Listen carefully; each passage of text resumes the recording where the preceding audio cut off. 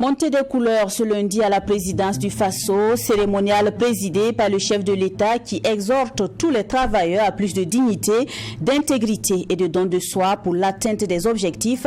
Il a aussi appelé ses collaborateurs directs à être des modèles. Vous entendrez le capitaine Ibrahim Traoré dès l'entame de ce 20h. Le collectif des organisations de la société civile et des syndicats dénonce les réquisitions faites par les autorités de la transition actuelle. Rasmane Zinaba et ses camarades exigent l'annulation pure et simple des récentes réquisitions prononcées contre les citoyens. Ils étaient face à la presse ce lundi. Vous les entendrez également dans un instant. Le procès de l'affaire dite charbon fin a repris ce lundi. Les débats ont tourné autour de la question de la pesée du charbon fin, notamment la teneur en humidité. Le parquet a voulu savoir si la balance utilisée était aux normes. À la barre ce matin donc, le directeur général des SACANESA et des experts qui ont expliqué le processus de traitement du charbon fin. Nous serons au tribunal de grande instance Ouaga 1 dans quelques minutes. Bonsoir, nous vous espérons avoir terminé une excellente journée, une journée qui a débuté d'ailleurs à la présidence du Faso par la montée des couleurs. Le chef de l'État qui a présidé le cérémonial a rappelé que dans ce contexte où toutes les forces sont réunies pour lutter contre les forces du mal, les libertés individuelles ne doivent primer sur celles de la nation. Le capitaine Ibrahim Traoré a aussi exhorté tous les travailleurs à plus de dignité, d'intégrité et de don de soi et surtout à la solidarité avec les forces combattantes engagées au front. On en parle avec Michael Tougri et Wenda Sidla Kabouri.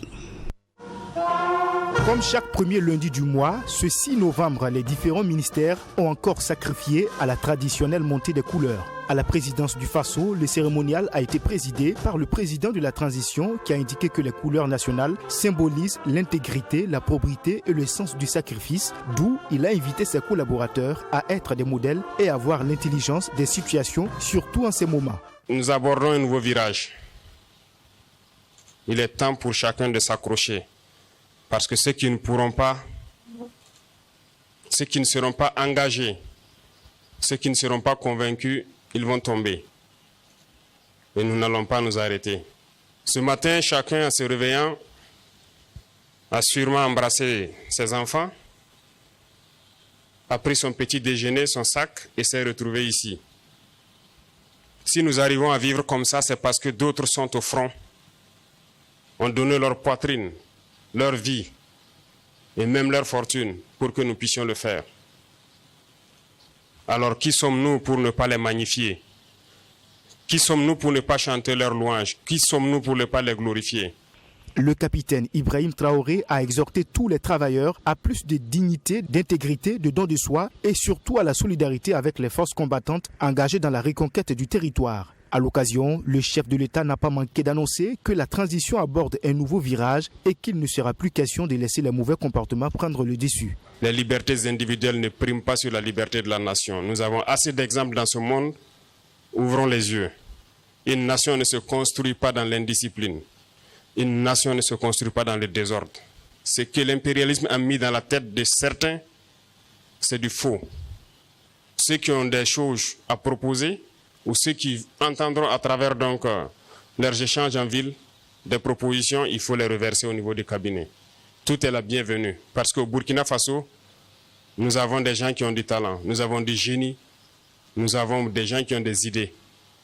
Nous avons besoin de tout le monde et de toutes ces idées pour pouvoir changer les choses et avancer. En dépit du contexte sécuritaire, il est de notre devoir de nous battre pour céder une meilleure partie aux générations à venir, a laissé entendre le président de la transition. De l'avis du capitaine Ibrahim Traoré, la lutte contre l'hydre terroriste passe nécessairement par la conjugaison des efforts et des intelligences. Sur ce point, il dit être ouvert à toute proposition d'idées.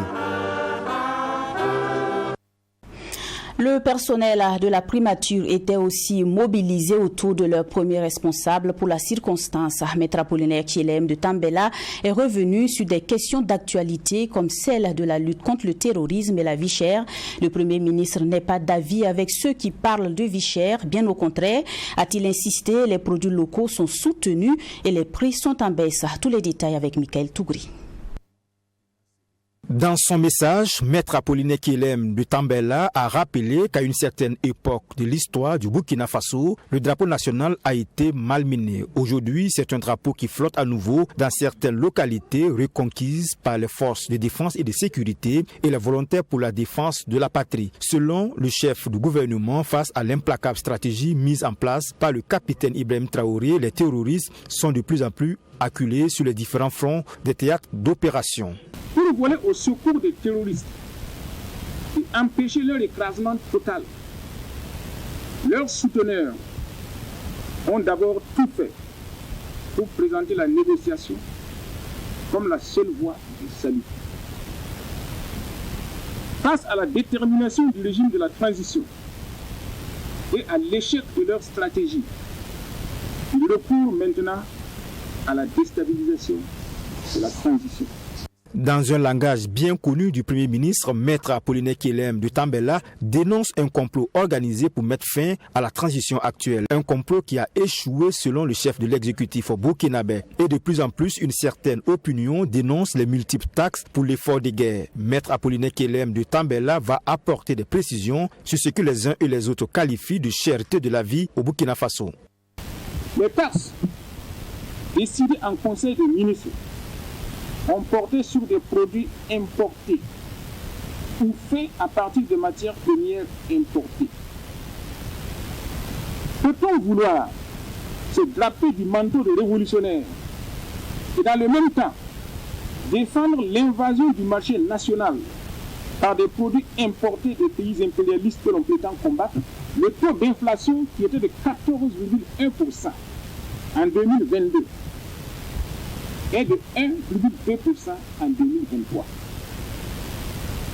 Le taux de croissance qui était de 1,2% en 2022 est passé à 4,4% en 2023. Les prévisions de croissance pour 2024 sont de 6,4%. Où se trouve la cherté de la vie? Dans la lutte actuelle pour la restauration de l'intégrité du pays, pour le chef du gouvernement burkinabé, l'armée a pris ses responsabilités dans cette dynamique de reconquête du territoire national. Une souveraineté engagée par le président de la transition et soutenue par une population qui ne veut plus se faire dicter son destin. C'est toujours à travers des valets locaux, sous différentes couvertures, parfois trompeuses, que l'impérialisme opère. Mais ce que l'impérialisme n'a pas encore réalisé, c'est qu'au Burkina Faso, il n'y a plus seulement 2 forces organisées, mais 3. En plus de l'armée et des syndicats, il y a, depuis 2011, une société civile qui, qu'elle soit organisée ou pas, a pris conscience de sa propre réalité et prend de plus en plus son destin en main. Maître Apollinaire Kielem de Tambella d'ajouter dans son discours que la jeunesse burkinabé ne veut plus donner l'occasion à l'impérialisme et à ses valets locaux de renouveler leur forfait au Burkina Faso. Au pays des hommes intègres, l'histoire est en marche et le peuple a décidé d'écrire son histoire par lui-même, renchérit Maître Apollinaire Kielem de Tambella. Réquisition prononcée contre les citoyens burkinabés. Le collectif des organisations de la société civile et des syndicats ont donné de la voix aujourd'hui. Rasmane Zinaba, membre de ce collectif, fait partie des récentes réquisitions faites par le gouvernement Traoré. La réquisition de Zinaba commence d'ailleurs à partir de demain 7 novembre. Avec ses camarades, ils ont exigé ce lundi l'annulation pure et simple des récentes réquisitions prononcées contre les citoyens. Ils disent tenir le capitaine Ibrahim Traoré et son gouvernement pour responsable de toute atteinte à l'intégrité physique et morale de leurs camarades et de tous les citoyens victimes de ces pratiques répressives. Vous les entendrez dans ce compte-rendu de Mamidriana Kamabou. Une douzaine de personnes, dont des responsables des OIC, des journalistes, Des hommes politiques ainsi que des leaders d'opinion ont été interpellés par les autorités actuelles. Ces personnes sont réquisitionnées sur la base du décret du 19 avril 2023 portant mobilisation générale et mise en garde. Des organisations syndicales et de la société civile s'interrogent sur le choix des personnes visées par ces réquisitions. Selon eux, ces réquisitions achèvent de convaincre les plus sceptiques sur les motivations réelles de leurs initiateurs. Ils dénoncent et condamnent par ailleurs ces réquisitions et exigent du pouvoir actuel l'annulation pure et simple des dites réquisitions et la garantie des libertés individuelles et collective pour tous les citoyens. C'est que nous avons été contactés par un adjudant qui nous a appelé il y a 3 jours, non, avant-hier, pour nous signaler que nous avons une réquisition hors de la présidence pour nous réquisitionner pour aller servir sur le théâtre ou du moins sur les terrains d'opération. Pour nous, ce ne sont pas les individus qui nous intéressent, mais c'est le principe lui-même de la violation des libertés et la violation du droit de chacun de pouvoir porter un jugement, qu'il soit critique vis-à-vis de la gestion du pouvoir du MPSR 2. Autre sujet abordé lors de cette conférence de presse est la traditionnelle commémoration de l'anniversaire de l'insurrection populaire d'octobre 2014 et du 8e anniversaire du putsch de septembre 2015. Les conférenciers du jour déplorent l'attitude de Maurice Konaté, président de la délégation spéciale de la commune de Ouagadougou, face aux menaces proférées par des individus contre leurs organisations. Est-ce que demander qu'on traite les citoyens sur le même pied d'égalité, c'est la mer à boire? Est-ce que demander on diminue, on prenne des mesures pour que la vie chère diminue, pour que nos citoyens des non-lotis, des villages puissent vivre, est-ce que ce n'est pas quelque chose qui est pertinent? Est-ce que demander qu'on respecte les libertés individuelles et collectives, ce n'est pas quelque chose qui... Un peuple d'esclaves ne peut pas faire la guerre. Un peuple d'esclaves ne peut pas lutter contre le terrorisme. Au contraire, c'est en ces moments-là même que nous devons encourager notre population à être jaloux de sa liberté. Ces organisations disent avoir constaté que des individus occupent des ronds-points de la commune de Ouagadougou et s'autorisent à contrôler d'autres citoyens. Dispose-t-il d'une autorisation de la part du président de la délégation spéciale, s'interrogent les conférenciers du jour. Selon eux, les autorités donnent à certains citoyens tous les droits, notamment celui d'occuper illégalement les carrefours et de manifester sans autorisation. Notre peuple là aujourd'hui a besoin de s'unir pour combattre l'hydre terroriste. Si les actions des autorités font de telle sorte qu'il y a des catégories déjà de citoyens, nous croyons que c'est très mauvais, c'est mauvais signe dans la lutte contre la... C'est pour cela que quelqu'un qui a demandé si les réquisitions là, le fait qu'on les refuse voudrait dire que nous ne sommes pas patriotes. Bien au contraire. Ces organisations interpellent leurs militants et sympathisants à s'organiser pour résister contre toute forme de manifestation d'injustice et à rester à l'écoute de tout mot d'autre que commanderait l'évolution de la situation. Nous vous l'annoncions en titre, le procès Charbonfin a repris ce 6 novembre au tribunal de grande instance Ouaga 1. L'audience avait été renvoyée pour permettre aux différentes parties en charge du dossier de s'informer sur le contenu du rapport d'expertise. Dès l'ouverture du dossier donc, les avocats d'Essakan SA, la société minière poursuivie pour fraude en matière de commercialisation d'or, ont demandé à revenir sur le processus de traitement du charbon fin sur le terrain. La Cour a auditionné sur la pesée du charbon fin, notamment la teneur en humidité. Pour le Conseil d'Essakan, les résultats des rapports d'expertise les confortent dans leur position. La reprise du procès, c'est avec Alexis Wenkouni Belemnaba. Il n'y a pas de lingot d'or dans la cargaison saisie. C'est ce qui ressort du rapport d'expertise judiciaire commise dans le cadre du dossier affaire charbon fin. Les teneurs déclarées parEssakan SA en moyenne 831 grammes par tonne, sont supérieures à celles trouvées par les experts. Entre la quantité d'or estimée et déclarée par Essakane, qui est de 304 kg contre celle trouvée par les experts 337 kg, l'écart est de moins de 10%. Cet écart est normal et correspond à 1 milliard 300 francs CFA avec le coût de l'or actuel, indique le même rapport. En ce qui concerne le poids total de la cargaison, qui est de 440 tonnes, les corps solides qui ont fait l'objet des attentions ne représentent que 132 kg, soit 0,03%. Pour le conseil de la société minière, IAMGOLD Essakane n'a pas enrichi son charbon fin. Les teneurs trouvées résultent des circuits de récupération mis en place par la société. Pour Maître Lassina Pierre Yanogo, membre du Conseil de la Défense, il n'y a aucun élément qui puisse justifier les allégations du parquet. Non, nous sommes vraiment très sereins. Dans ce rapport, c'est une question de poids. C'est une question de terrain en or. Et je vous assure que dans tous les rapports, que ce soit il y a eu 3 laboratoires qui ont fait des analyses. Il y a eu Intertech, il y a eu ALS et dernièrement il y a eu le laboratoire de la mine de Bissagol. Et tous ces 3 laboratoires ont donné des teneurs inférieurs à ce que Essakane même avait donné. Ça veut dire qu'Essakane m'avait estimé qu'il y avait plus d'or que ce que les experts eux-mêmes trouvent de ces 3 laboratoires. Donc vraiment c'est un rapport qui nous conforte sur tous les points.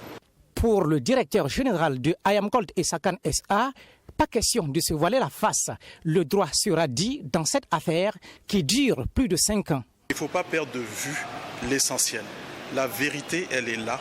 Elle est que Essakane a estimé des quantités qui se retrouvent dans les résultats du rapport d'expertise. Le vrai rapport judiciaire. Parce que le rapport qui a été présenté à la fin par un certain monsieur Nyonli, bien évidemment, ce n'est pas un rapport judiciaire, il n'a pas une qualité d'expert, c'est nul et non avenu.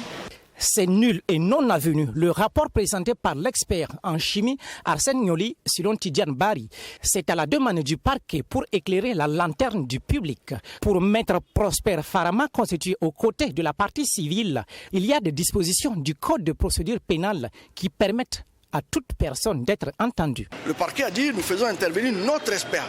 Mais il n'intervient pas au procès en qualité d'expert. Mais par contre, est-ce qu'il peut intervenir pour éclairer la région du tribunal?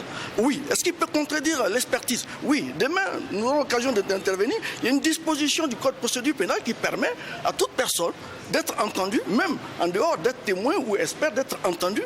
Et elle peut contredire, c'est son droit, un rapport d'expertise. Et il y a des conséquences de droit que la juridiction peut en tirer. La société minière IAMGOLD Essakane SA est poursuivie pour fraude en matière de commercialisation d'or et d'autres substances précieuses, d'exportation illégale de déchets dangereux, de blanchiment de capitaux, de faux en usage d'écriture de commerce. Le procès est suspendu et reprend ce 7 novembre 2023.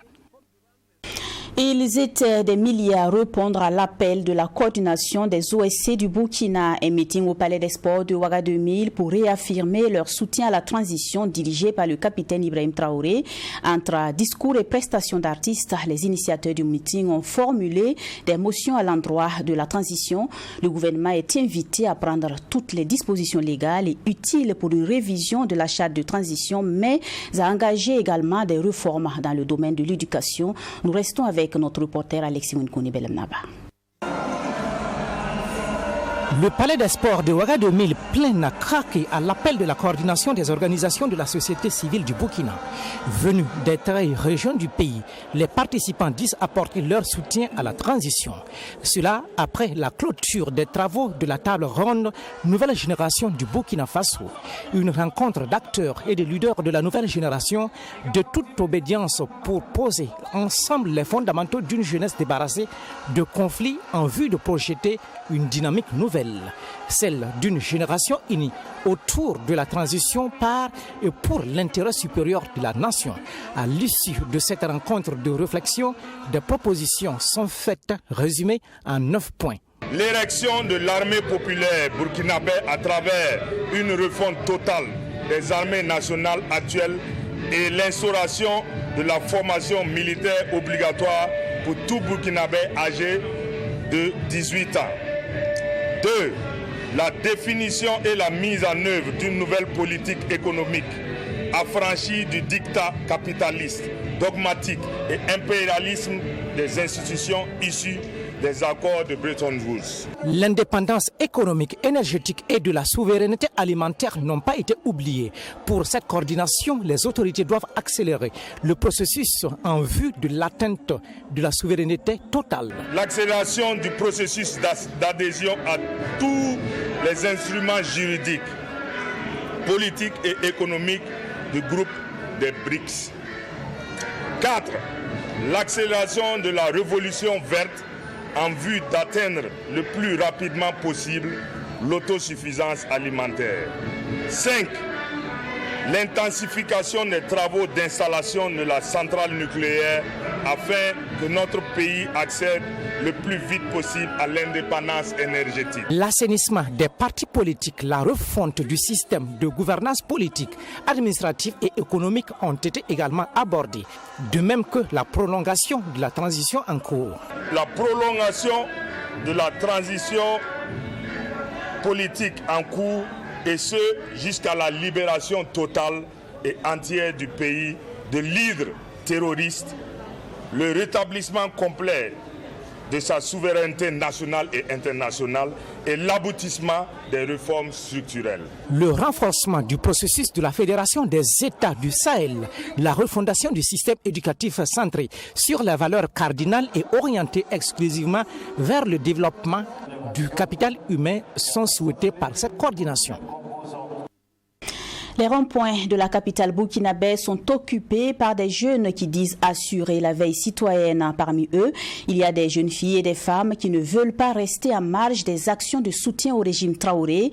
Aminata Ouedraogo, élève en classe de seconde, prend part à cette veille citoyenne au rond-point de Cap Karpala situé entre 4 yards et 2 boutiques. Dans le prochain reportage, tout comme Aminata Ouedraogo, bien d'autres femmes nous expliquent les motivations pour lesquelles elles sont présentes dans ce rond-point pour la veille aux côtés des hommes. Suivons ensemble ce reportage que nous propose Alexis Wenkouni, Abdou Remienye plutôt. Il est 22h30. Aminata Ouedraogo arrive au rond-point de 2 boutiques dans l'arrondissement 11 de Ouagadougou. Elle rejoint l'équipe de jeunes mobilisés pour assurer la veille citoyenne.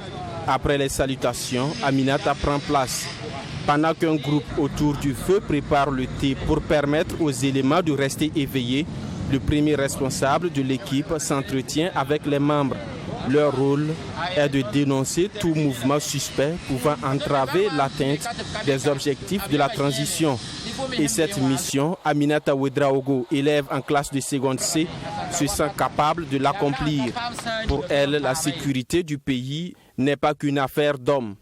Particulièrement en tant que fille, je suis là parmi mes frères et je peux dire aussi mes maris pour les accompagner à soutenir le capitaine Ibrahim Traoré parce que si le pays va mal, ce n'est pas seulement les hommes, il y a les femmes, il y a les enfants. Et surtout, au niveau des femmes, ça nous touche quoi. Donc raison pour laquelle je suis là à les accompagner pour que le Burkina Faso redevienne comme avant. On est là tous les soirs parce que vu la situation de notre pays, bon, on ne peut pas dire c'est trop grave quoi, mais la situation n'est pas bonne. Donc si on s'endort et puis on laisse le président seul gérer cette situation, ça ne va pas aller. Il faut qu'on se lève ensemble, unis, pour combattre pour le Burkina Faso, pour que le Burkina Faso revienne comme avant. Cette idée est partagée par Flo Flo qui depuis plusieurs mois fait partie de l'équipe. Elle explique que l'engagement d'une femme dans ce mouvement n'est pas sans conséquences. Mais pour elle, le Burkina Faso est au-dessus de tout.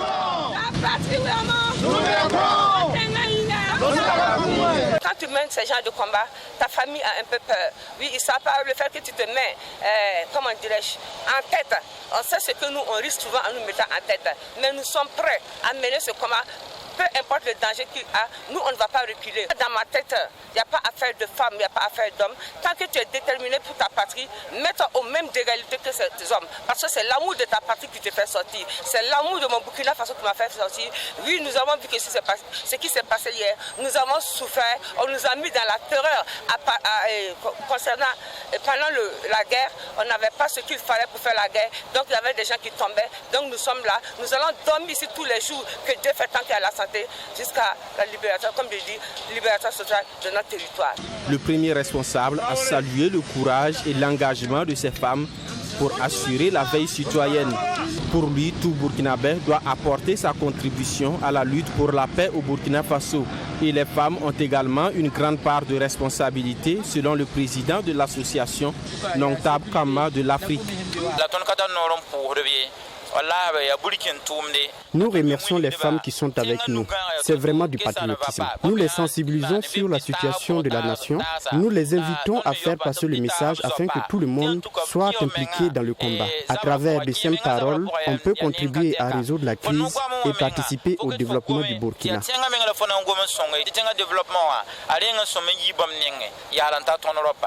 Yacouba Kwanda explique que tous les ronds-points de la capitale sont occupés par leurs éléments qui assurent la veille citoyenne. Ils mettent en garde tous ceux qui s'opposent au capitaine Ibrahim Traoré, car pour eux, le chef de l'État s'est engagé à sauver le Burkina Faso et mérite d'être soutenu par tous. Nous repartons à la présidence du Faso pour cette fois-ci par les sports. Le président de la transition a reçu les participants à la 34e édition du Tour du Faso qui s'est achevé hier dimanche avec le sacre du Burkinabé Paul Domon. Le staff du Tour du Faso et les cyclistes sont allés remercier le capitaine Ibrahim Traoré pour l'organisation réussie de l'édition 2023. Paul Domon dédie son trophée aux forces de défense et de sécurité ainsi qu'aux volontaires pour la défense de la patrie. Écoutons ensemble le maillot jaune du 34e Tour du Faso dans cet extrait. C'est un immense honneur pour moi de prendre le micro aujourd'hui. Je tiens d'abord à vous remercier d'avoir tenu le pari d'organiser ce Tour du Faso, cette 34e édition. C'est un événement qui est très important pour le Burkina parce que c'est une vitrine, parce qu'on traverse tout le pays et je pense que c'était très important de le tenir. Et vraiment, je pense qu'on a pu montrer aux yeux du monde qu'au Burkina Faso, tout va bien et qu'on peut inviter des gens et que ça peut bien se passer. Dieu merci, nous avons pu ramener la victoire au pays, c'est-à-dire que le maillot jaune est resté au pays. Et nous vous en sommes reconnaissants parce que c'est grâce à tous les efforts qui ont été fournis en amont que nous avons pu justement nous défendre valablement. Et je tiens particulièrement, et je profite de l'occasion pour dédier ce maillot effectivement à vous d'abord, Monsieur le Président, et également à toutes nos forces de défense et de sécurité qui ont mis le pays, on va dire, dans des conditions favorables pour justement qu'on puisse exercer notre métier. Et nous en sommes très reconnaissants. Merci. Et voilà qui met fin à ce 20h. Merci à vous qui l'avez suivi. Bonsoir.